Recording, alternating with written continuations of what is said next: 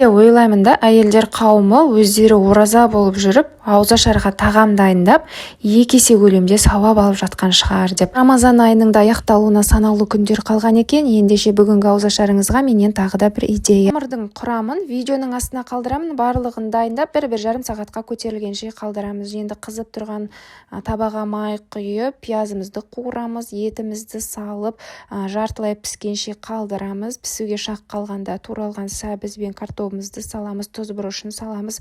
Қаласаңыз қызанақ пен тәтті болгар бұрышын да қоссаңыз болады. 5 минутқа қалдырамыз. Осы уақыт аралығында жаңағы көтерілген қамырымыздан дәл осындай видеодағыдай жасап пішіндер дайындайтын боламыз. Оқтаулап жазып, дөңгелек етіп кесіп, дағыдай 4 дана қамырды біріктіріп орап, ортасынан кесіп, гүл тәріздес пішін беріп аламыз. Енді жаңағы қайнап жатқан көкөністермен қаласаңыз су қоссаңыз болады. Аздық етсе осы қамырымызды салып, шамамен 20-25 минутқа қалдырамыз. Осымен біздің асымыз дайын. Сіздерге жақсы идея болды деп ойлаймын. Ас болсын.